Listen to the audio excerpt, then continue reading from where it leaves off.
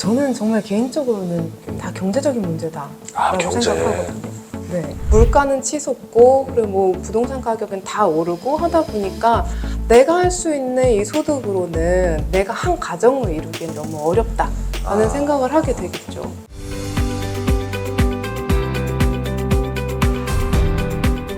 네, 저출산 문제는 좀 심각한데요. 이번 시간에는 출산율에 대해서 한번 이야기를 해보도록 하겠습니다. 박희연 변호사님과 이야기를 좀 더 해보도록 할게요. 반갑습니다. 네, 안녕하세요. 출산율 지금 알고 계세요? 심각한 거? 아, 네. 지금 0점 몇이라고 하던데? 네, 0.7 정도 된다고 0.7이요? 하죠.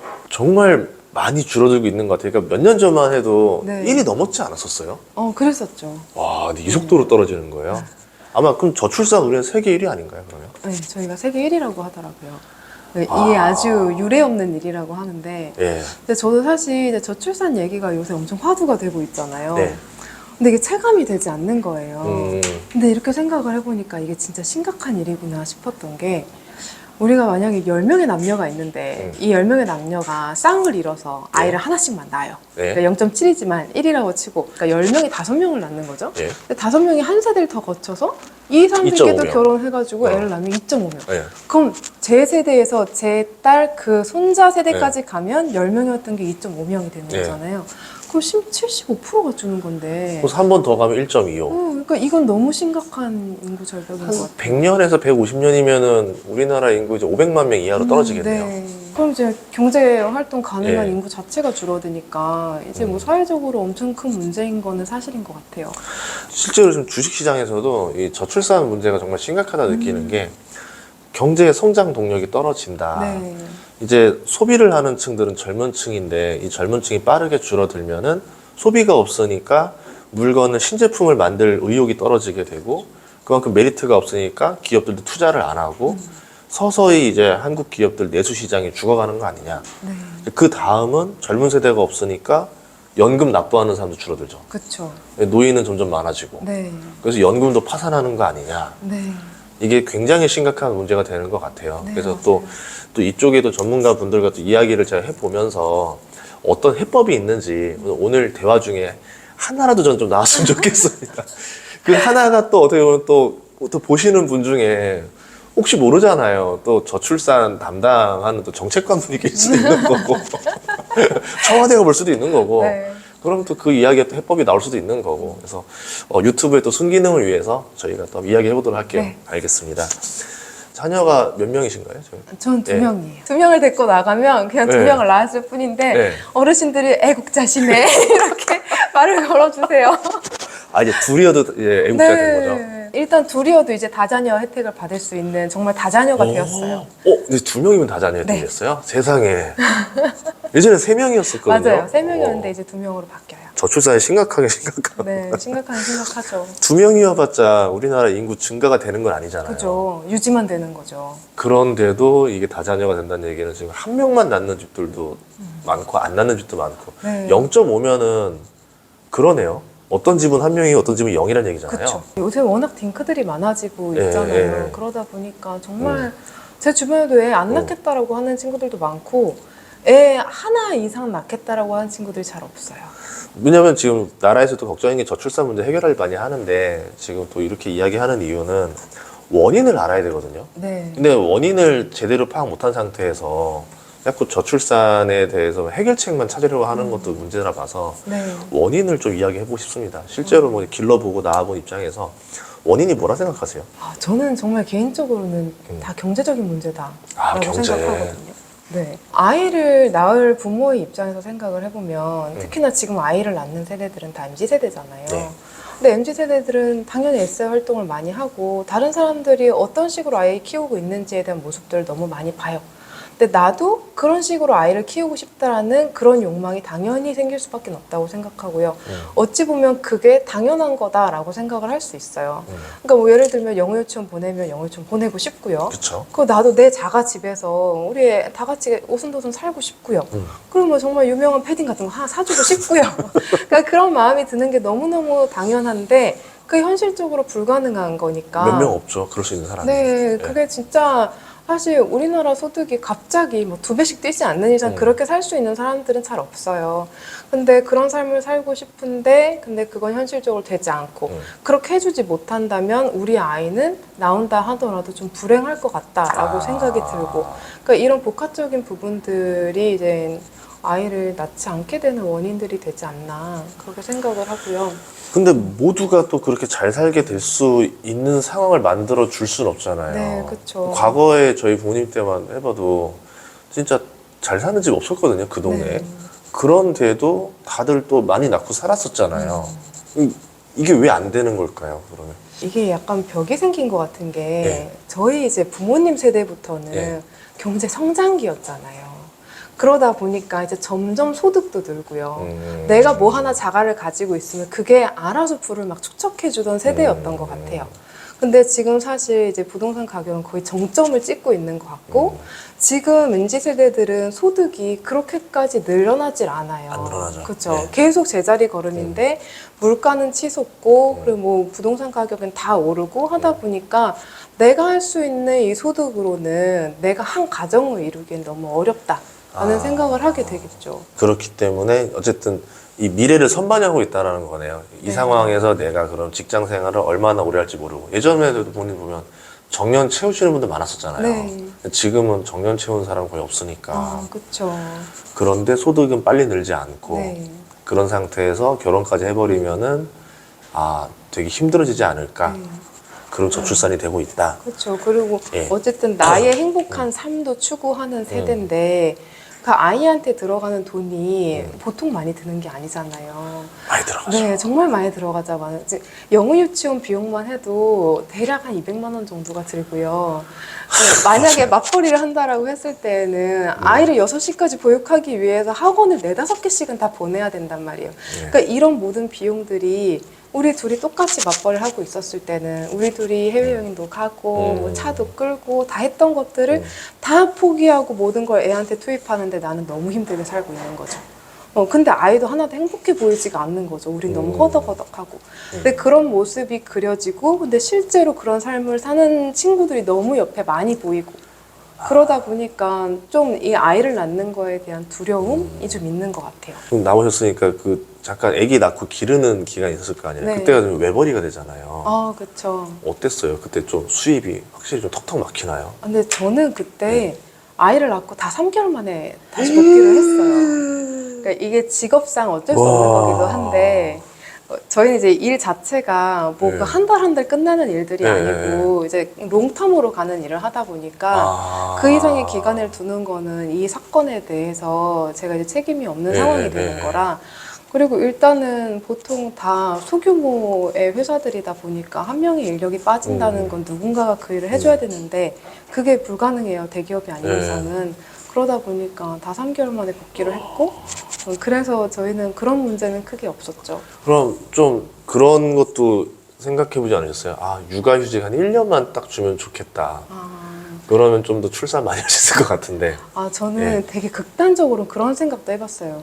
그러니까 육아휴직을 보통 대기업들은 줘요. 예. 네, 왜냐하면 그거는 인원이 많기 때문이라고 생각을 해요. 그러니까 인원이 100명, 200명 넘쳐나면 이 사람이 한 명 나간다 하더라도 누군가가 조금씩 나눠서 할 수 있어요. 근데 대기업에 다니는 사람들이 우리나라에 몇 명이나 돼요? 아, 대부분은 굉장히 영세한 규모에서 일을 하고 있단 말이에요. 그쵸. 만약에 5인 이상 사업장에서 일을 하고 있는데 한 명이 저 육아휴직 할게요 라고 하면 그럼 그 사업장에서는 이 친구를 1년씩 기다려줄 수가 있을까요? 그럼 나머지 4명이 이 일을 나눠서 할 수가 있을까요? 이게 불가능하니까 새로운 사람을 뽑게 되고 다시 돌아올 곳이 없어져요. 그래서 정말 이 여성이 애를 낳고 편한 마음으로 있다가 돌아올 수 있으려면 전 정부에서 이런 출산 여성한테만 지원을 하는 게 아니고 회사에도 지원을 해줘야 된다 생각해요. 저희가 그래서 실제로 저도 그 생각을 해봤던 거예요. 딱 아기를 낳고 났더니 외벌이가 됐어요. 네. 근데 이제 아기가 또 한창 어리니까 좀 이제 기르고 나서 나중에 해야지 하다 보면은 1년 되고 2년 되고 3년 되고 4년 되고 시간이 길어지죠. 경력 단절 여성이 되버린 거예요. 맞아요. 이제 복직하려고 해보니까 그때랑 또 이제 트렌드도 바뀌기도 하고 막상 또 회사에서도 경력 단절 연상이니까 좀 잘 안 뽑으려고 하는 것도 있어요. 맞아요. 그러니까 이게 임신 출산하는 뭐 여성들을 위한 정책 얘기 같은 게 기사에 나면 댓글들 보면 막 그러잖아. 이런 거 해봐라 회사에서 해주나. 다 이러잖아요. 근데 그게 맞는 말일 수도 있는 게 회사에서 이제 출산을 하면은 2달은 회사에서 그 비용을 고스란히 내줘야 되거든요. 월급을. 근데 그 월급이 가능한 곳들도 있겠지만 그 월급을 주는 이상 사장님이 그냥 바로 손해를 보는 곳들도 있을 거란 말이죠. 저 작은 데들은 많죠. 네, 그러다 보니까 이제 여성 자체를 기피하는 그런 사회 문화가 있는 거고, 그 여성이 겨우 이제 육아휴직을 하고 보내고 그 인고의 시간을 끝내서 이제 돌아오셨는데, 근데 아이가 얼마나 많이 아픈 줄 아세요? 그러니까 맞아요. 네. 아프면 무조건 데려가세요. 지금 당장 이러잖아요. 맞아요. 너무너무너무 네. 자주 아프고 그럴 때마다 엄마들은 호출이 돼요. 맞아요. 근데 그거를 또 다 봐줄 수 있는 회사들이 몇이나 되겠냐라는 거죠. 그러니까 아이들을 케어할 수 있는 환경도 만들어줘야 되고요. 그러니까 그런 육아를 하는 여성들을 같이 일을 하고 있는 회사에도 어떤 도움을 줘야 되고요. 그러니까 이게 양쪽이 다 상생이 돼야지 가능한 거지. 나는 그래 애남이 이거 해줄게. 라고 한다고 해서 그것만 가지고 여성들이 살아갈 수 있는 것도 아니고 그걸 해준다고 했을 때 회사에서 여성분들의 임신 출산을 환영하는 것도 아니잖아요. 그래서 그런 부분들에 대한 정부의 고민이 좀 필요하지 않나.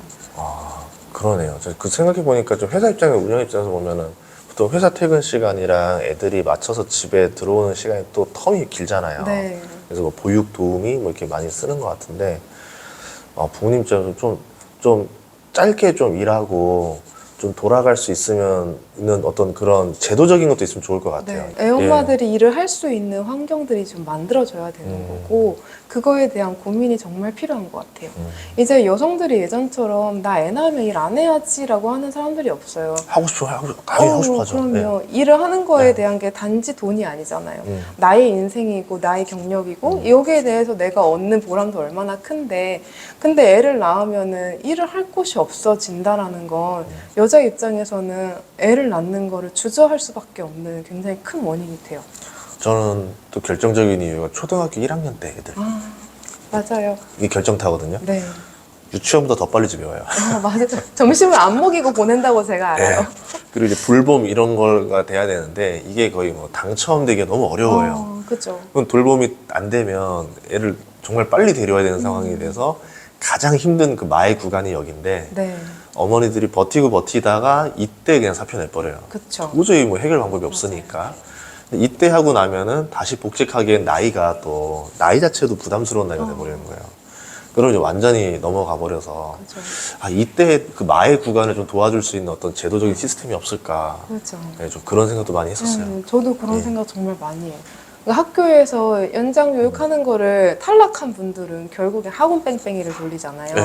근데 학원 내가 데려다 주는 것도 아니고 버스가 와서 얘를 데리고 와서 그 다음 버스가 와서 데려가고 이거를 애가 6시 반까지 하고 집에 온다고 생각하면 애도 피곤하죠. 그럼요. 얼마나 힘들겠어요. 그럼 엄마 입장에서는 내가 뭐 때문에 얘를 이렇게 힘들게 하지?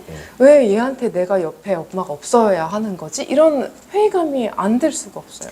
그러니까요. 그래서 좀 일반적인 가정들도 좀 챙길 수 있는 방법들이 없을까. 왜냐면 이제 노인도 일자리가 없잖아요. 이게 딱 서로 맞거든요. 그 둘이. 그러니까 국가에서 공간 만들어주고 어떤 직업이라는 걸 새로 만들어주고 안정적으로 국가가 시스템 잘 관리해줘서 믿고 맡길 수 있는 공간으로 해주고 딱 운영을 해주면 여기 안에서 또 아이들 재밌는 거 체험할 수 있게 잘 만들어주면 좋지 않을까 하는데 뭐 제가 나란히라는 사람은 아니어가지고. 근데 진짜 그런 거 좋을 예. 것 같아. 뭐 저 사실 얘기로 돌아가서 어쨌든 자녀 둘을 낳고 이제 커리어 우먼을 살아가시는데 어떤 점들이 좀 힘들었던 것 같아요? 그냥 삶 자체가 힘들어서요. 이건 정말 너무 진심에서 나오는 얘기인데 예. 아이를 출산하기 전에는 출산 후의 모습이 어떨지 잘 그려지지 않아요. 근데 그거를 맞닥뜨리고 났을 때 내가 일과 아이를 같이 동시에 하고 있다라는 거를 경험을 해보면 이거 정말 필요한 건 굉장한 각오. 아이를 이제 워킹맘으로 살겠다는 건 정말 굉장한 각오가 필요하다.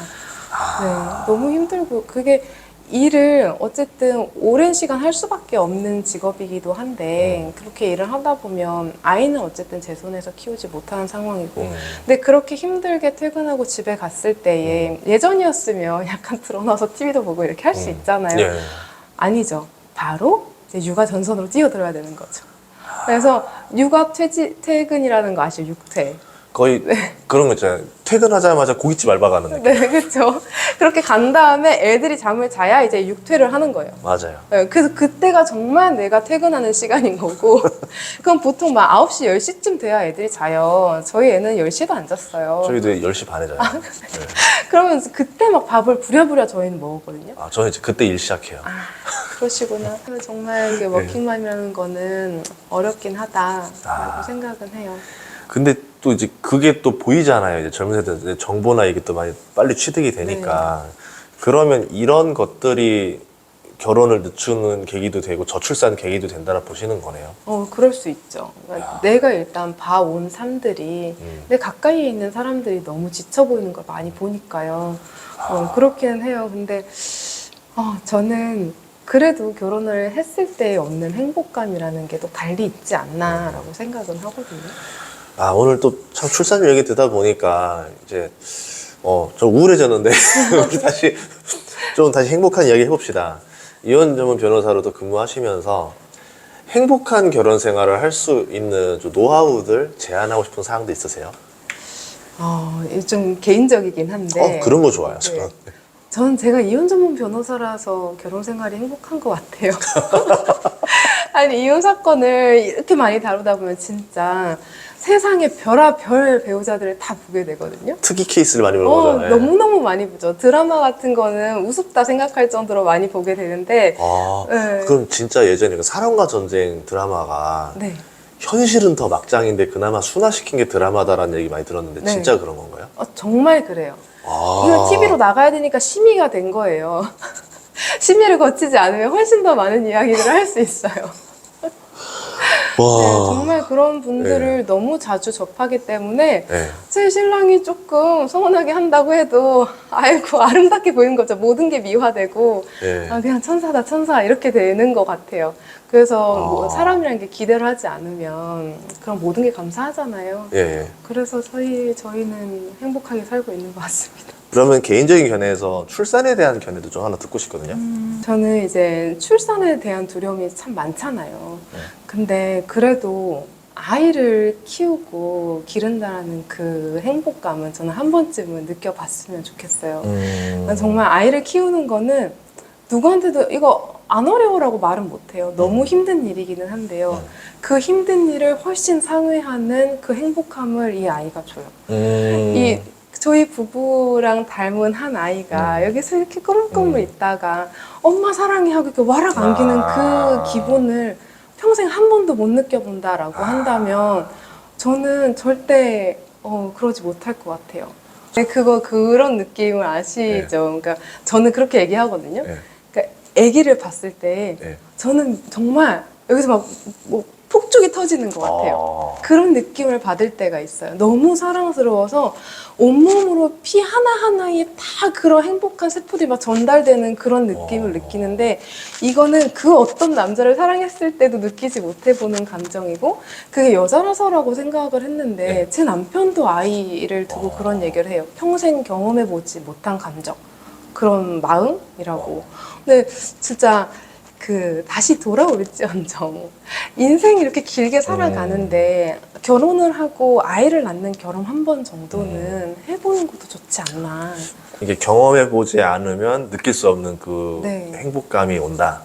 근데 저는 미국 사람들이 떡볶이만 모르는 것도 그렇게 모르고서 인생 마감한 것도 참 아쉽거든요. 이 비유가 좀 이상하긴 한데. 그쵸. 세상에 그렇게 맛있는 음식을 먹어보지 못하고 죽는다는 거 아니에요? 근데 이렇게 행복한 감정을 평생 한 번도 못 느끼고 이 생을 마감한다면 전 너무 안타까울 것 같아요. 인생은 꼭 한 번은 해봐야 되는 행복한 경험을 해봤으면 좋겠다. 또 전문가께서 말씀해 주시니까 그런 것 같아요. 여러분들도 한 번쯤 고려해보고 우리 또 오늘 내용들 얘기하면서 느꼈던 것 중에 하나가 저출산의 문제가 무엇이고 어떻게 좀 해결할 수 있는 방법들이 좀 나오면 좋겠다. 여기에도 몇 가지 힌트가 있지 않았을까 싶습니다. 여러분들도 좋은 혹시 해결 방법이라던가 안이 있다면 댓글로 또 달아주시면 서로 더 좋은 해결책이 나오지 않을까 생각합니다. 오늘 출연해주셔서 감사합니다. 고맙습니다.